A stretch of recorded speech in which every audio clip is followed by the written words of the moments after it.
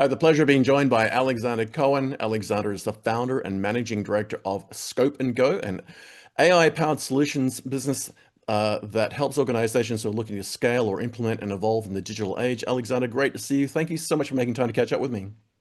Des, thank you for having me. I'm excited to share the stories and take part in BeerOps. Indeed. So for our audience, just so you know what's coming up, we're going to have a great conversation with Alexander about himself, his background, how he came to form Scope&Go, what the organization does. He's got some great anecdotes to share around where he's been with regard to building AI apps, and a particularly amazing story on his personal front, which won't get into yet. And then we'll also talk about BeerOps and what Alexander's doing with regard to BeerOps as a featured panelist, what he'll be talking about, and then we'll provide some information about the event and the dates and times and place where you can learn more about Alexander and his company, and also BeerOps, and ideally get you to register for the upcoming events. But firstly, Alexander, maybe can you just give us a very brief background of kind of yourself and where you've come from and how you got to the point where you actually founded this organization in the first place? Yeah, thanks. It's been a long journey. I started my professional life in London with a backpack and about $3,000, which was not nearly enough money.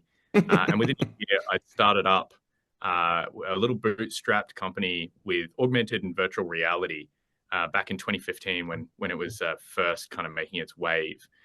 Within a year, we built out a massive showcase space and done some major projects for companies like Mattel and Fujitsu. A couple of world firsts, which we're pretty proud of, and boy meets girl ends back up in Australia, where I've bumped around in the startup ecosystem here and product management, eventually ending up in venture capital. But 2022 was an inflection point for me where I needed to take my casual engagement with AI that I'd kind of developed since 2015 and apply it to actual AI products. And that really was the catalyst with a product I built called GoScope, which was an AI product scoping tool. And then that turned into Scope&Go as I identified there's quite a lot of businesses and individuals in general that don't really know where to get started with AI. And so I thought maybe I can be helpful and valuable in that respect. Fantastic. And when I think about the name itself, when you think about Scope&Go, I mean, it's quite literally, I imagine, what you actually do as an organization. We were talking off camera and you outlined that essentially you help organizations go from an idea to a concept to actually implementation. Walk us through kind of what that actually means when you sort of think about a traditional client engagement. I know there's probably no such thing as a boilerplate one, but in a traditional sense, when you think about the name of Scope&Go, I imagine you are gathering scope and requirements and so forth, mapping it out to an actual business problem, and then looking at where you can use AI solutions to actually not only provide some benefit and value, but also transform the way that organization runs. Is that a fair assessment? That's bang on. And ultimately, we identified that if you're able to build that context and scope around what a business is doing, many people start to realize that as they implement AI into their businesses, a lot of the fundamental variables that businesses make up in their business model, their operations, their product offering, they start to change fundamentally. And so Scope&Go was really predicated on this assumption that if we can just scope something up quickly and go for it, then you can get people started on the journey, because AI right now is not an end state. It is very much a moment of flux in the AI technological wave. So Indeed. we're seeing a lot of folks that we work with. We kind of start with a rough scope, and we've actually made them quite flexible when we work with clients, because we've identified over the first 5 or 6 clients we worked with that we put something into a scope, and then within 2 weeks, most of those underlying variables within their business have been starting to get challenged. And then, okay, we can identify value over here. So we kind of change the scope and we just kind of go for where the value is being created. So we typically work with businesses and individuals that are looking at taking their first steps into AI. And it's a combination of mindset shift of really just how do you evaluate what this technology is, because it is a major disruption to the existing way of doing business. And we then help those businesses really install and implement that initial infrastructure that focuses on capability and bringing AI capability into their business, which means that as AI gets better and better and better, the things that we lay down, those foundational stones, can adapt and evolve and grow with the changing technology environment. And that's proving really successful. We're currently inundated with folks that want to work with us, and it's a great position to be in. I'm very humbled. But through that, I was also named at the beginning of the year as the community lead here in Brisbane as the Queensland AI Hub's Brisbane chapter director.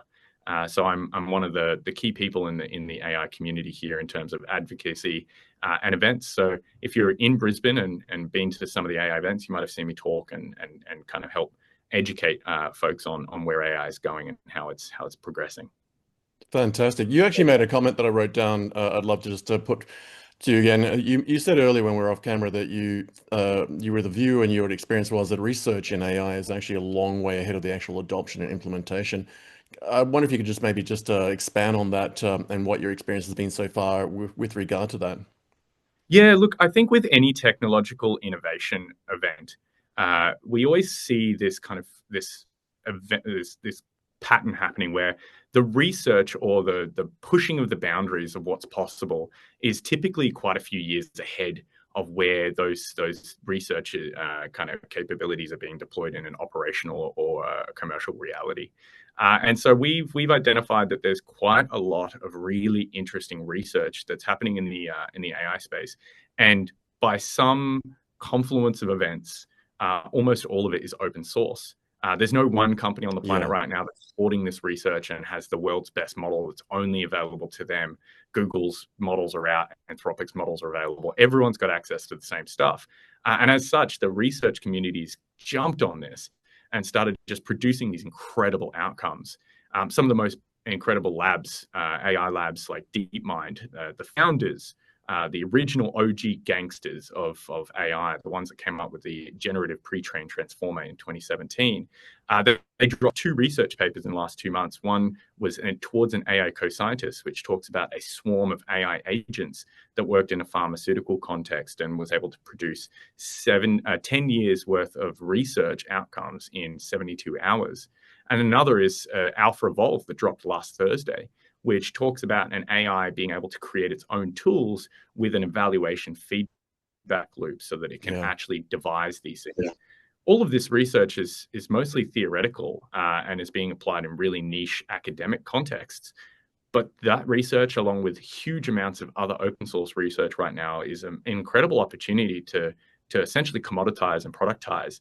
And I see so many really interesting use cases in not only a commercial context, but where we can improve the quality of life of human beings in every area of society. It's amazing. Yeah, yeah, I think it doesn't matter whether it's big data analytics, machine learning, or generative AI and so forth. Even concepts like digital transformation these days, I'm still amazed by how often I'm sitting in a room and really we're just talking about digital transformation of our organization. That trend still hasn't really been caught. And a lot of people, a lot of CEOs are hanging on to it like a mad bull in a china shop with two hands on the horns trying to work out which direction to go. Now, for our audience who have tuned in, we promised to talk about BeerOps and introduce kind of where you're into that. So you've come on board to be a feature panelist at BeerOps. So for our audience who will already know this, but BeerOps is a community-run event with a great charity aspect. There are four of them. There's one in Brisbane, one in Perth, one in Melbourne, one in Sydney. They run in that sequence. I think June 19th from memory is the one in Brisbane. Correct me if I'm wrong there. You probably know better than I do. And Yep, it is. something in the order of anywhere up to 1,000 of you get together in a room as birds of a feather in various areas, different age groups, age brackets, roles, responsibilities, industries. But in particular, you're part of a panel that's part of the exec ops element, which is the first hour of the event where it's exclusively available sort of in a closed door session with a panel. I wonder if you could maybe, I know you probably haven't got your talk nailed down yet, but one of the things that we talked about off camera that I suspect you probably will use as an anecdote was you mentioned that the unfortunate scenario of your dad developing motor neuron disease, and you found an opportunity to build an AI app so that he could actually speak and present at your wedding, which is just blows my mind, even just the ability to do that, let alone having that. Walk us through kind of what you're looking forward to with regard to BeerOps, the event overall, and particularly the exec ops piece of it, where you're going to be a feature panelist, and maybe just share a little insight into kind of what you maybe will be able to share with that experience with your dad. Yeah, look, I'm excited to be presenting and privileged at the opportunity to be a part of this great community. I am very interested in helping to present a different perspective on AI. There's a lot of hype, a lot of noise, a lot of people that don't really know what they're doing, kind of just filling the airwaves of our media channels, be it social media or online, with just noise to just be a part of the conversation. There's not a lot of tangible insights. And I think that that's a disservice to the rest of us. And I'm hoping that I can hopefully cut through that noise and provide tangible insights so that we can all realize that things that were impossible, and case in point, my father, diagnosed with motor neuron disease in 2023, was able to deliver his wedding toast after losing the ability to physically speak. And he was able to do that because we were able to use AI to clone his voice. And when he delivered that speech at my wedding, it was the first time most of our family had heard him speak for the first time in many months. So, not to say tears were to spread, but it was definitely the highlight for the wedding. But Oh, it really goes they to would have been illustrate that, tears, mate. I can guarantee oh, there was lots of them. it was, I'm it tearing up was just hearing the story. yeah, and you know what was really great about that was that my father's always been this community focused kind of guy, and he's quite selfless in many respects, and he encouraged me to release that tool for anyone else, because if you are cognitively fully there and your body is failing you, as is the case with motor neuron disease, there's nothing more frustrating and nothing more debilitating, not to Mm. mention actually detrimental to your mental health, than being able to not being able to communicate, because your social circles start falling away at a point in your life where you need as much support as you can possibly get. So by just applying this technology to these niche use cases, you're starting to see this incredible human benefit that, if anyone ever finds himself in this position, will beg and hope that someone else has built these kind of tools. And I suppose my talk and the core theme of what I'm hoping to bring it to BeerOps and hopefully give everyone to take away is some tangible examples of how to look at this technology in a different way, and really frame up the notion that AI is enabling things that previously were not possible. That if you just have a little bit of know-how, and a bit of intuition and of what is a great idea and a bit of initiative, you can actually achieve incredible outcomes. So my goal is very much to highlight where and how to take those first steps. And hopefully we'll come back a year from now and hear about all the great things that people were able to accomplish in what is, in grand scheme of things, quite a short period of time. It is an amazing story, and congratulations across the board on all of that. And I love the idea that you've essentially, I imagine, open sourced or given it away. I have friends and associates who also, unfortunately, have motor neuron disease and have lived with it for a long time, and essentially they describe it as being in jail in your own body. One of the most frustrating things I can conceive, because their brain is on fire and working still. And the thing that immediately comes to mind now is the fact that when you're able to make this available and other people can learn from it and work with it, there are just so many other things in accessibility, in lifestyle and healthcare, whether it's youth, whether it's education, schools, whether it's neurodiversity, whether it's aged care, where all of these things immediately can be applied. It's in many ways, to me, it's kind of like, when kids were given access to calculators, they could also, all of a sudden do things like get the square root of 12 without having to do it in the top of the head. And now these sorts of tools sort of just open up ways to do things that were not at the reach of the average common person, particularly if you can make it free. And as you said, a lot of these tools are now being open sourced.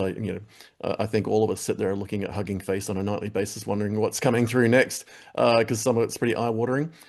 For events Yeah. like this, I know you do a lot of events, and BeerOps is obviously one of them now with regard to that sort of community aspect. What are the sorts of things that you would recommend people do to sort of prepare for an event like this?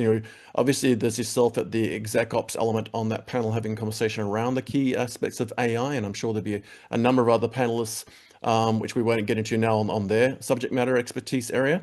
But for a community event like this, not just with regard to your panel, but when you think at some of these events like BeerOps, what's your experience been with regard to sort of, how to prepare for it, how to come at it fully prepared to sort of get the most out of it, not just for the networking element and for the meeting of birds of feather, but I imagine doing a bit of a homework on people like yourself as to what's your background, what's your role, what's your business do, what are your core strengths and some of the things you work on, the solutions you do, to come along and know that I can actually have a conversation with you that makes sense and not waste your time, but also as an attendee, get the most benefit from the event.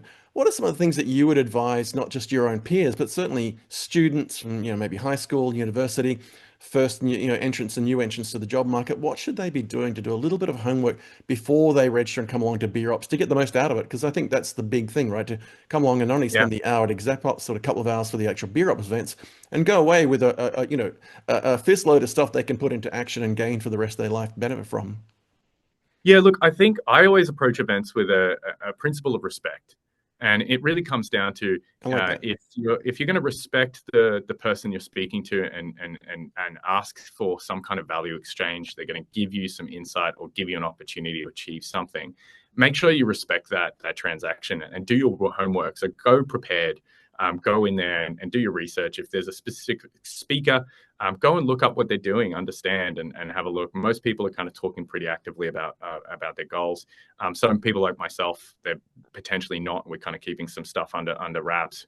But ultimately, at the end of the day, make sure that you have a couple of key talking points that you can really bring up. And the other is just be okay with not having a very clear outcome. Because there's nothing worse than being at an event and someone has an absolute conviction of the thing that they want to get out of you, and you're just not equipped to deliver it. And therefore, they keep pushing and pushing and pushing. And as such, I like the term strong convictions that are loosely held. And that's kind of a That's philosophy I try great. to bring into business, because if you have strong opinions or strong convictions about the things that you believe to be true, that's excellent.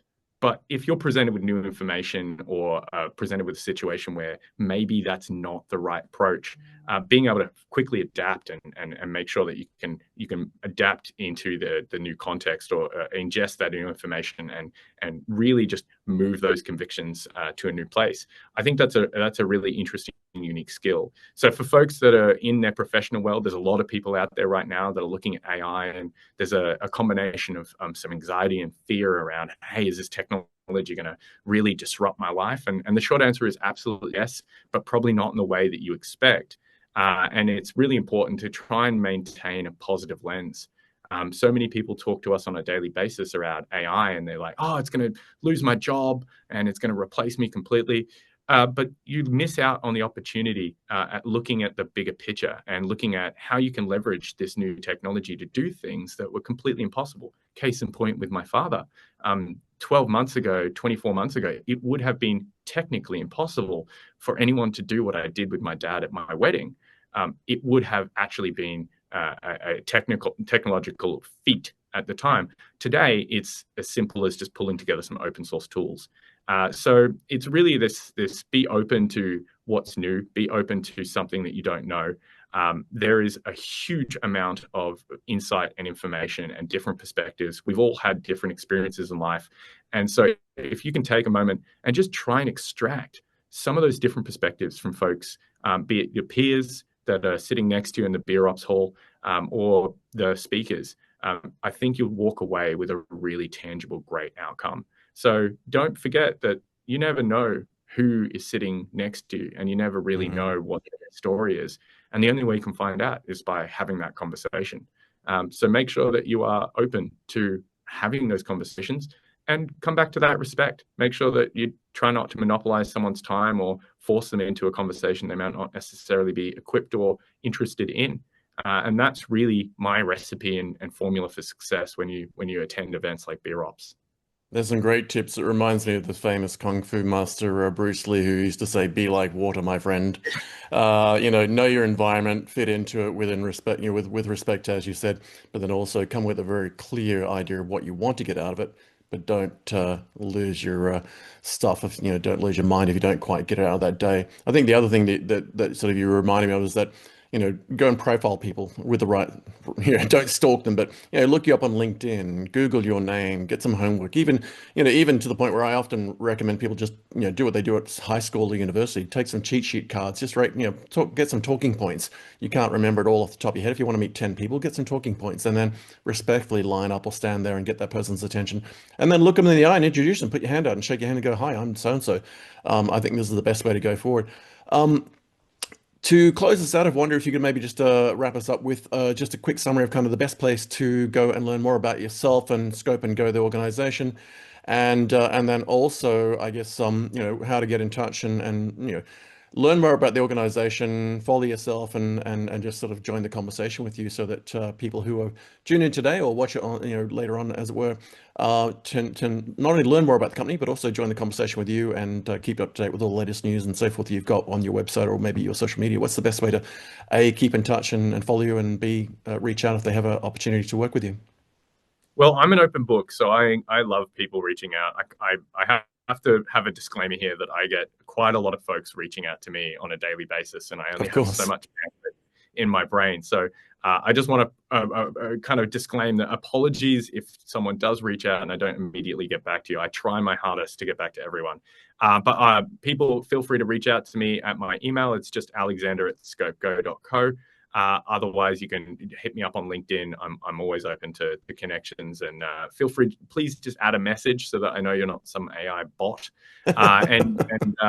I suppose I'll add one last thing: when you are doing due diligence on people, just kind of factor into your brain that websites can get out of date pretty quickly, and LinkedIn Yeah. posts can be pretty old. I've been caught out myself a couple of times where I've done this research on folks, and I kind of bring up this post and not realize it was 6 years ago, and it's completely out of context of what that person remembers or recalls. So it's one of those things of just make sure what you're kind of talking to is relevant and topical. But yeah, our Great website, advice. we're like chefs. We probably should have spent more time keeping our website up to date, but we are so busy that it's just never made it to the top of the priorities list. But head over to the website. You can learn a little bit about what we do there. Or connect with us on LinkedIn. But I look forward to speaking to everyone and sharing this insight. And I'm looking forward to seeing what everyone accomplishes with and this incredible AI capabilities that are coming down the pipeline.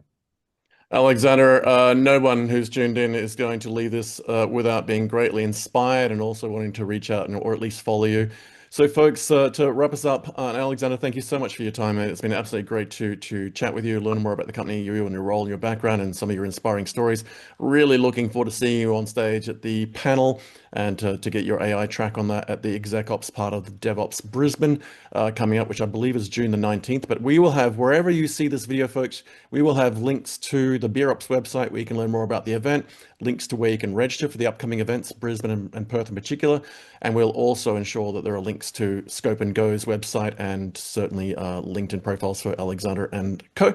And please do follow them, reach out, have a conversation, maybe throw some likes and comments and whatnot their way, and just join the conversation.